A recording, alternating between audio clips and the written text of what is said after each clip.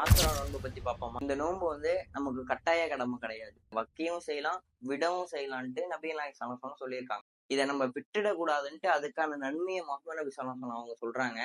யாரு இந்த ஆசிரா நோன்பு நோக்குறாரோ இதுக்கு முன்னாடி செய்த வருட பாவங்கள் மன்னிக்கப்படுதுன்ட்டு முஹம்மது நபி ஸல்லல்லாஹு அலைஹி வஸல்லம் சொல்றாங்க. மதீனாவுக்கு பயணம் செஞ்சுட்டு இருக்கும்போது அப்ப அந்த மக்கள் எல்லாம் இந்த நோன்பு நோட்டுட்டு இருக்காங்க. முஹம்மது நபி ஸல்லல்லாஹு அலைஹி வஸல்லம் மக்கள்கிட்ட கேட்கறாங்க, நீங்க ஏன் இந்த நோன்பு நோக்குறீங்கன்னு கேட்கும் பொழுது அந்த மக்கள் சொல்றாங்க, மூசா நபி ஃபிரௌன்ட்ட இருந்து இந்த மக்களை அல்லாஹ்வின் மூலியமா காப்பாத்துனாங்களே, அந்த சிறப்புக்குரிய நாள்ல நாங்க நோன்பு நோக்குறோம்னு சொல்லும் பொழுது அப்போ முஹம்மது நபி ஸல்லல்லாஹு அலைஹி வஸல்லம் சொல்றாங்க, மூசா நபிக்கு நான் உங்களை விட நான் சிறந்தவன், அதனால நம்மளும் அந்த நாள்ல நோன்பு நோக்கணும்ட்டு நம்ம மக்களுக்கு கட்டளையிட்டு இருக்காங்க. அப்ப தோழர்லாம் கேட்கறாங்க, யூதர்களும் கிறிஸ்தவர்களும் அதே நாள்லதான் நோன்பு நோக்குறாங்க அப்படின்னு சொல்லும் பொழுது அப்ப நபிகள் நாயகம் ஸல்லல்லாஹு அலைஹி வஸல்லம் சொல்றாங்க, நம்ம அடுத்த வருஷம் இன்ஷா அல்லாஹ் நம்ம 9ம் 10 நோன்பு நோட்போம் அப்படின்னு சொல்லிட்டு ஒரு ஹதீஸ்ல வருது.